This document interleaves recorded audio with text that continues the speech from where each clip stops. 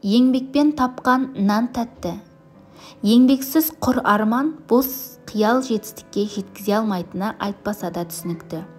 Өкініштісі, бүгінгі таңда көп адам аз еңбектеніп көп пайдаға кенелу дейтін психологиялық дертке шалдыққан.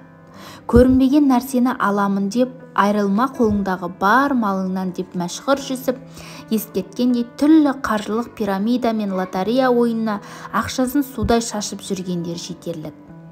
Көрінбейтінді қуалап, құмар ойынға ұмтылып жатқандар қаншама. Бұл құбылысты рухани ауру деуге болады, немесе санадағы кедейлік. Бұдан құтылмай еш нәрсе оңалмайды. Құранда әр адам өз еңбегінің қарымын ғана алады делінген.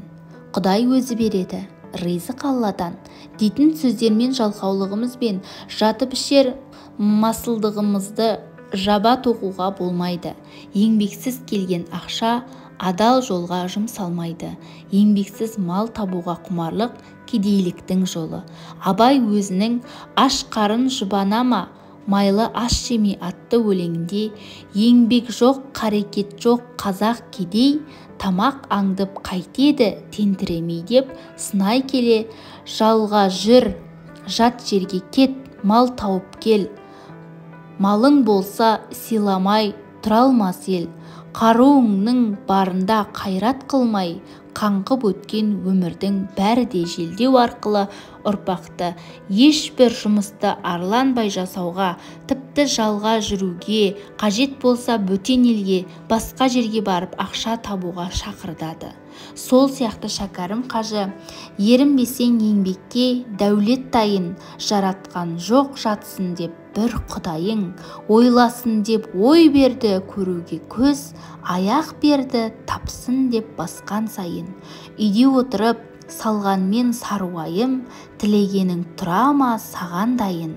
Жүріп тұрып ойланып істеп көрсең, қарекеттің білесің сонда жайын. Жатып ішкен жан тыныш, салғырт салақ, оған арам қарекет ой ойламақ. Іздемеген кісіге қайдан келсін, таза киім, жылы орын, тәтті тамақ деп елді масылдықтан жирендіріп, еңбек етуге, малды мақтан үшін емес, биік мұрат үшін жинауға насихаттайды. Адам еңбегімен сыйлы, маңдай терімен абыройлы, ал жатып ішер масылдың өзіне де, өзгеге де, Құдайға да сүйкімі жоқ. Еңбек адамнан, ризық Алладан. Алла тағала мына дүниеде әр нәрсені себеп салдар заңдылықтарына байлаған. Жақсы өнім алу үшін тыңайған жер, жырту, дұрыс тұқым таңдап оны уақытылы егу, дәрісін шашып тыңайтқыш құю, арам шөптен залалсыздандыру, үнемі суару секілді барлық шарттарды дұрыс орындауға тиіссің. Одан кейін нәтижесін Аллаға тапсырып шынайы тәуекел ет. Еңбек еттім, енді сөзсіз бай болам деген ұғым қате. Егер барлық еңбек еткен адам міндетті түрде байитын болса, кәсібі дағдарысқа ұшырап, қарызға батқан кәсіпкер болмас еді. Адам қанша еңбек етсе де ризығының мөлшерін, берекесін Алла береді. Құранда бұл жайлы, расында Раббың қалағанына ризық несібені молынан береді, қалағанына аз әрі өлшеп береді. Ол құлдарының жағдайынан толық хабардар, олардың жай-күйін анық көруде делінген. Құранда осындай мағыналы бірнеше аят бар. Алла тағаланың Рәззақ есімін, есім сипаты осыны меңзейді. Сондықтан ризыққа байланысты формуланы дұрыс қою керек. Еңбектенесің, байлыққа жеткізетін барлық шарттарды орындайсың, бірақ Алла тағала кімге қашан және қай мөлшерде қалай беретінін өзі біледі. Адам баласы Алланың құзыретіндегі ризық беру, нәсіп ету ісін де бақылауына алып, уысында ұстауға ұмтылғанда уайым, қайғы, стресс болады.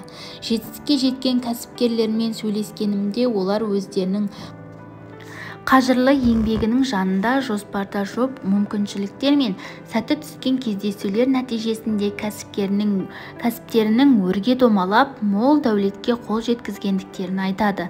Мысалы, белгілі кәсіпкер Сырымбек Тау алғашында елімізге Жапониядан көлік әкеліп сатумен айналысады.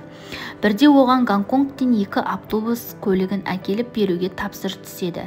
Кәсіпкер дереу Қытайға барып, тапсырыс бойынша 2 автобусты сатып алады.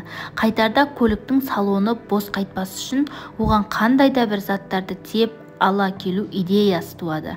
Сөйтіп автобус орындықтарын шешіп, оны артындағы бос орынға жинастырады. Ойлана келе балаларға арналған киімдер мен ойыншықтар сатып алады. Бірақ 2 автобуста бос орын әлі жеткілікті еді. Сөйтіп жүргенде ескі көліктерді бөлшектеп сататын пәкістандықтарға жолығып қалады. Нәтижесінде ешкімге қажеті жоқ үйіліп тұрған ескі көліктердің доңғалақтарын автобусқа тиеп алып жолға шығады. Елге жеткен соң қызық болғанда әкелген автобустан емес, керісінше ескі көлік доңғалақтарын сатудан көбірек пайда табады. Сырымбек Тау осылайша кездейсоқ жаңа кәсіптің жолын табады.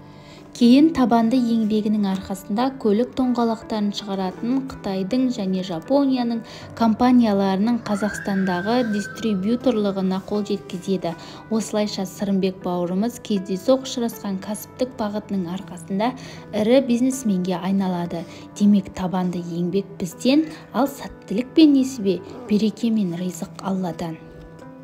Дінге бет бұрған кейбір кісілер керісінше Алла өзі береді, ризық Алладан деп өздерінің жалқаулығын дінмен жабуға тырысады.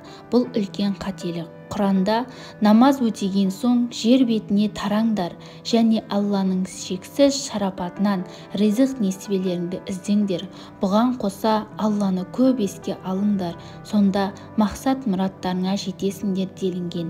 Бұл аятты мұсылман баласының еңбек пен ризыққа қатысты формуласы деуге болады. Құлшылығыңды орындаған соң жаһан кезіп ризық іздеп еңбек етуді бұйырды. Аяттың соңындағы Алланы көп еске алыңдар сөзінен істің нәтижесін Аллаға тапсыру қажеттілігін, дұға тілектің керектігін нұсқайды.